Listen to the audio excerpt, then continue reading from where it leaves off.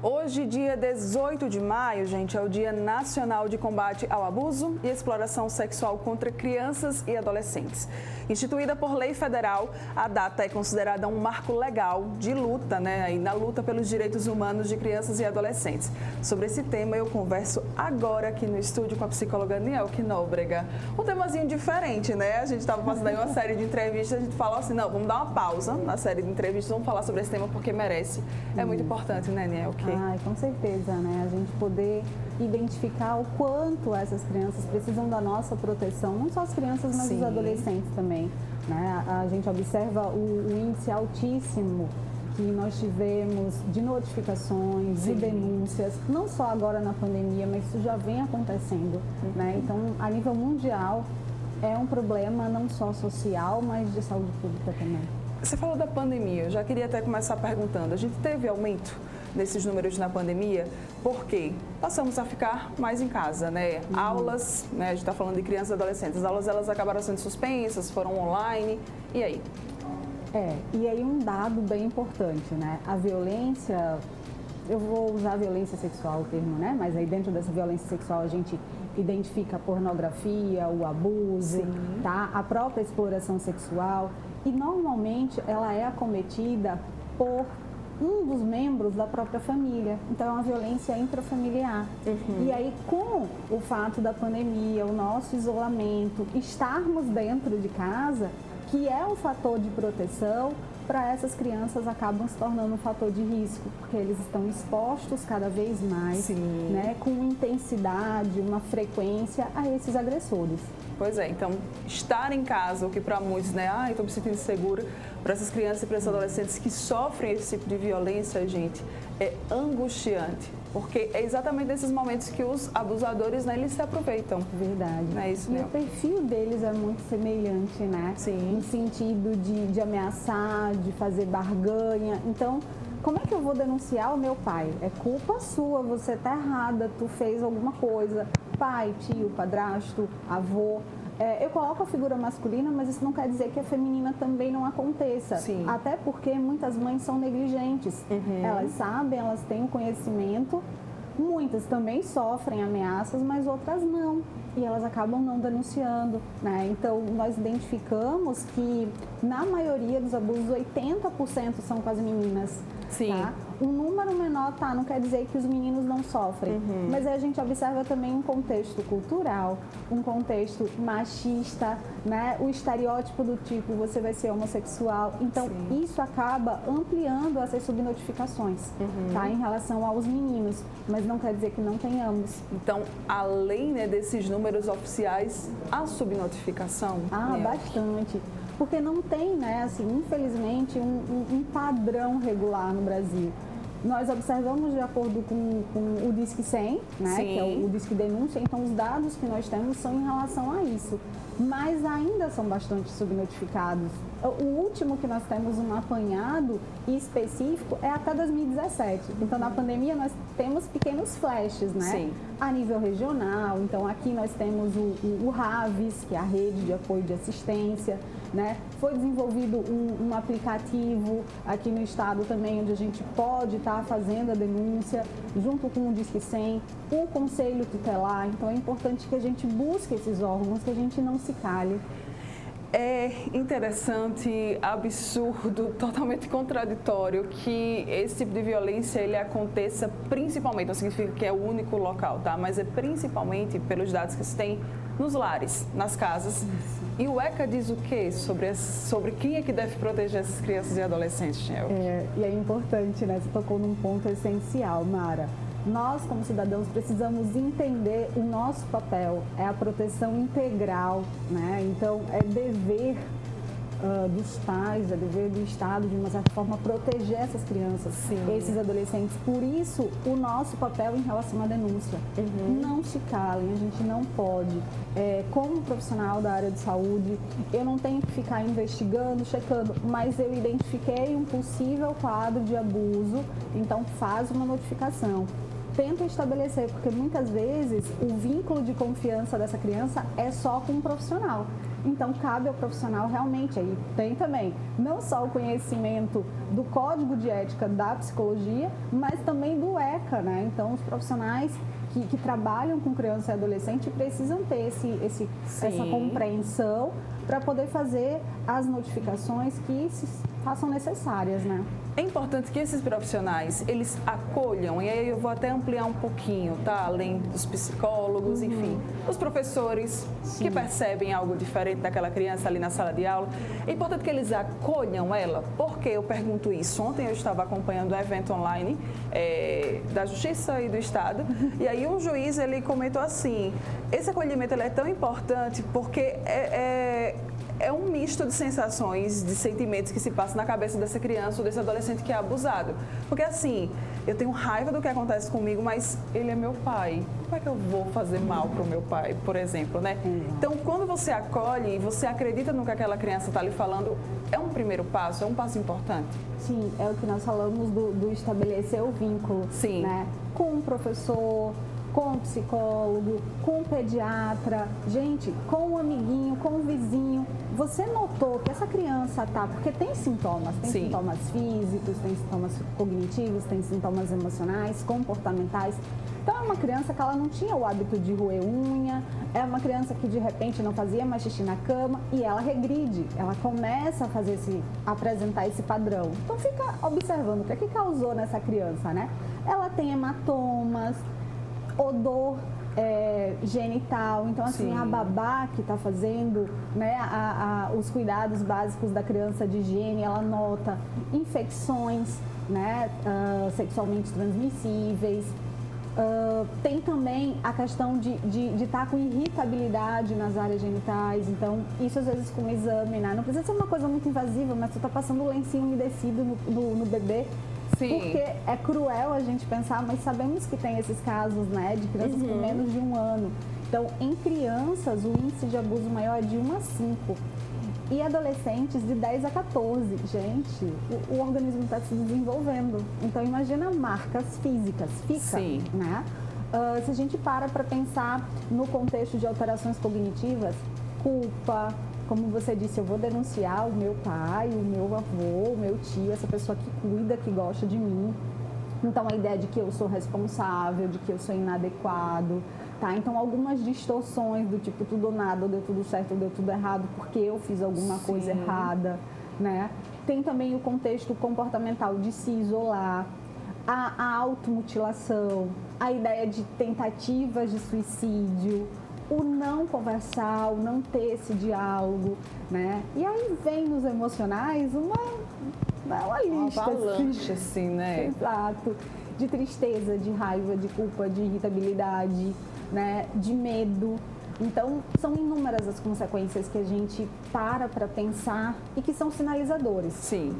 Quando isso não é identificado, a longo prazo, né? Que aí essa criança fica... Que são os fatores que a gente fala em relação ao abuso, o tempo que ela está lá, a questão do temperamento dessa criança, a forma como ela reage, né? E o fator de proteção que não existe. Então, eu estou dentro de uma casa onde era para eu me sentir guardada, protegida, amada, e eu sou abusada, eu sou negligenciada. Tá? Então, isso a nível, digamos, de desenvolvimento biológico, se acontece na primeira infância, gera um estrago para o resto da vida. Sim. Então, uma das principais consequências, né, quando a gente fala já a nível psicopatológico, a gente sabe do transtorno do estresse pós-traumático, que aí é uma sigla que eles falam de TEPT, quadros de ansiedade, né, como ansiedade generalizada, como transtornos do pânico. Então, essa criança, ela começa, ou adolescente, a entrar em pânico só em pensar em ter que voltar para casa. Então, eu estou na escola, aparentemente um local seguro, mas aí eu volto para casa. Aquele ambiente é estressor, ele é agressivo para mim, né? Então eu começo a entrar e a ter crises de pânico. Já tem dados na literatura agora que trazem que, assim, quadros de transtornos disruptivos. O que é isso, Nielke?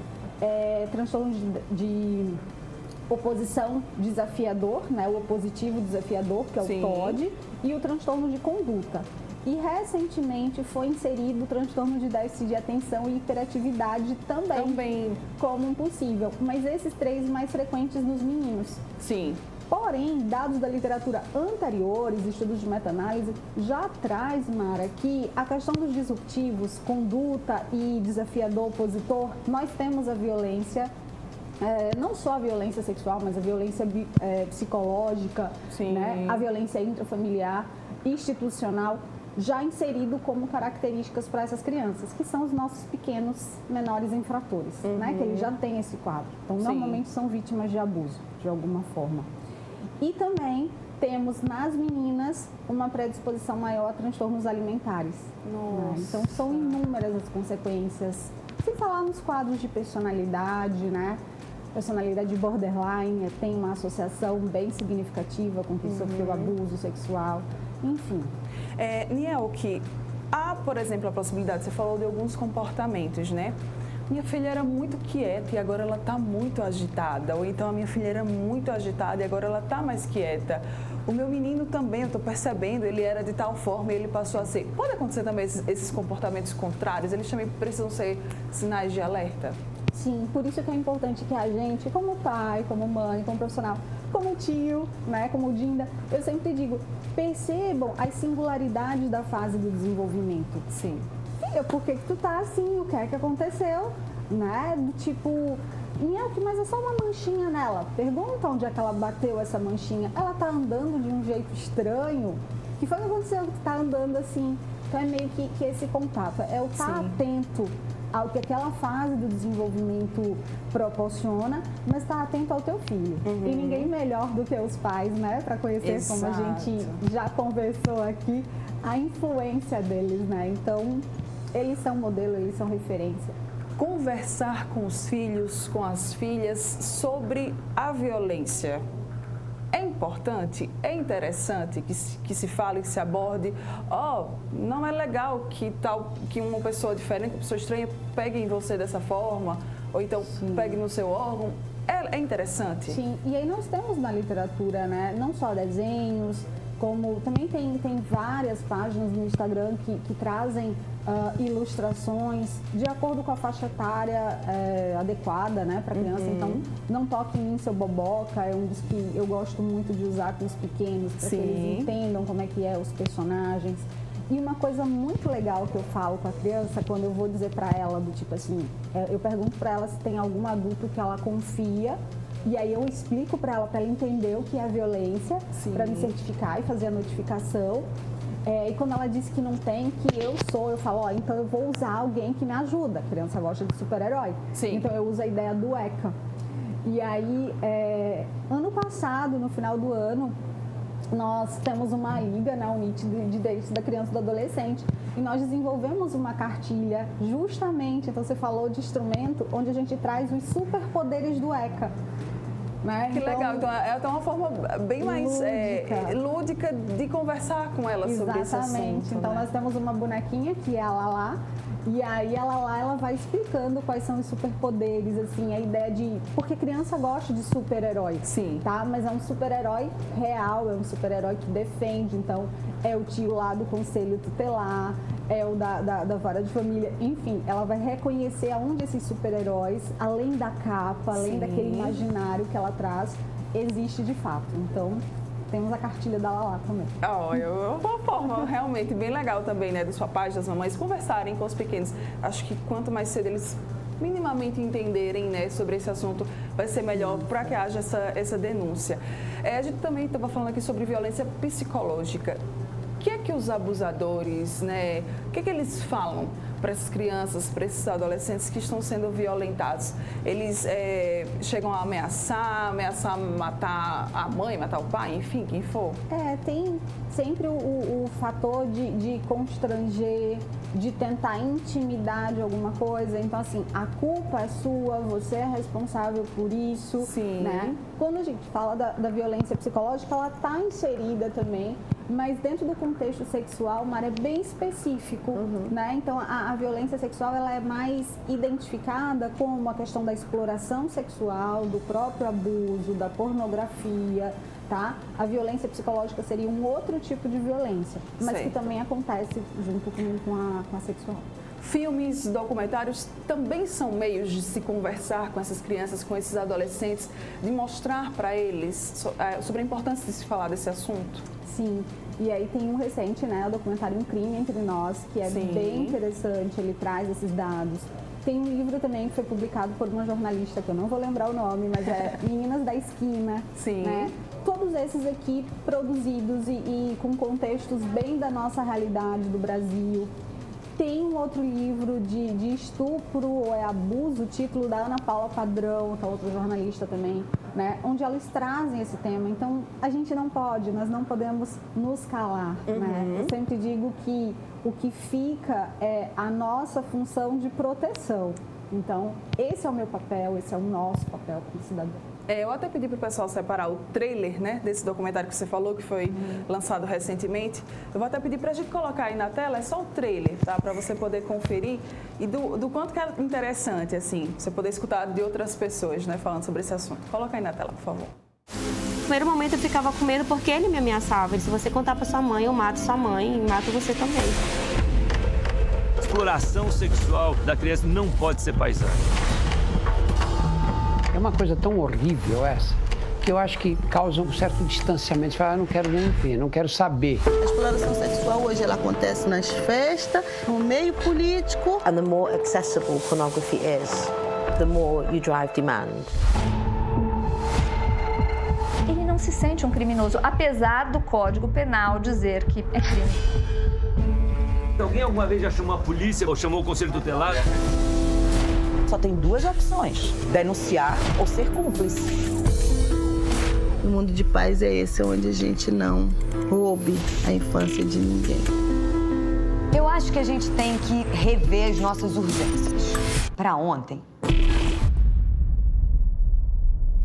É interessante que nesse trailer eles separaram trechos muito pontuais e que, sabe, assim, acendem um alerta, né? Sim. Seja ali da forma como esse abusador ele fala, né? Eu vou matar sua mãe, eu vou matar você também. Quando o Luciano pergunta, mas alguém aqui já chamou o conselho tutelar? Já chamou a polícia para denunciar, né? Enfim, de perceber que está ali no nosso meio e que, como o doutor Drauzio falou, a gente às vezes evita de falar sobre isso. A gente não quer se envolver. Porque a gente não quer se envolver, é um tabu, não quero nem saber sobre isso, eu não quero, né? E aí, se a gente para pensar, as crianças, os adolescentes, é o nosso bem maior, né? É o nosso futuro, gente. Só que eu só posso pensar no futuro cuidando do presente. E aí essas crianças, elas terão consequências futuras. Como é que nós podemos querer que elas sejam exemplos? Né? Como ela coloca, eu sou cúmplice ou eu faço? É o meu papel. Sim. Muitas vezes, quando eu me calo, é quando alguém vive uma situação de bullying. Eu posso defender a vítima, eu posso agredir, Sim. ou eu posso ser aquele que eu sou conivente, né? Eu tô lá junto, eu não faço nada, eu só fico assistindo. Então, muitas vezes, a gente acaba, ao se omitir, ser essa pessoa, né? Que poderia fazer a diferença e que nós não estamos fazendo nada. Aí depois você chega e fica se perguntando, mas por que o mundo tá assim? Por que as pessoas, elas são assim? Por que a gente tá assim, tá assado? Quando a gente cuida da nossa juventude, a gente tem mais ou menos uma noção, uma ideia de como que vai ser o mundo daqui a 10, 20 anos. Então, é interessante que a gente cuide, tá? Hoje. E a gente cuidar hoje é, por exemplo, combater a violência e o abuso sexual contra crianças e adolescentes, porque a gente vai estar preservando essa infância e vai estar tornando, né, essas pessoas lá no futuro adultos muito melhores. Para a gente fechar aqui, qual que é a mensagem, né, que fica aí, Nielke, sobre esse tema, sobre esse assunto? Bem, primeiro vamos adotar a ideia da empatia. Sim. Né? O que eu quero para o outro, como é que eu me coloco no lugar do outro. Então, denuncia, gente, é anônimo. Então, diz que 100, liga lá, né? E faz isso acontecer. De fato, traz com que essas crianças, se você não quer se expor diretamente, mas existem órgãos, existem instituições que podem fazer isso. E uma outra coisa que eu sempre trago, assim, eu acho que nós temos o dever, né, de proteção. Sim. E quando a gente protege o outro, a gente também está se protegendo. Se vocês estão protegendo essas crianças agora, se vocês estão fazendo essas denúncias, vocês estão se protegendo e protegendo os filhos de vocês lá na frente. Então, como cidadãos, nós precisamos exercer o nosso papel de proteção para essas crianças, sim. Diz que sim, denuncie, procure o conselho tutelar, procure a vara de infância e juventude, enfim. O importante, gente, é que a gente combata. E aí é bem assim, sabe, como falou lá no documentário. Você é cúmplice ou você é conivente. Não, desculpa, ou você é cúmplice, é a mesma coisa, né? Ou você é cúmplice ou você denuncia, você combate, né, esse crime. Então, que a gente escolha sempre o lado do combate. Sim, pode ser uma denúncia anônima. Percebeu que a sua vizinha, que seu vizinho, que tem algo estranho ali, vai lá e denuncia, tá? Chama essas autoridades, porque é só assim que a gente vai poder parar com esse crime tão horrível. Obrigada, meu amor, mais uma vez. Agradeço. Maravilhosa, linda. Obrigada mesmo, tá? Obrigada, bom dia. Vamos fazer o seguinte, rápido intervalo comercial. Daqui a pouco estaremos de volta, porque para fechar o Bem Assim vai ter muita fofoca sobre o mundo dos famosos. Conversei com David Hernandes, ele vai trazer tudo pra gente, tá? Fica aí, volto já já.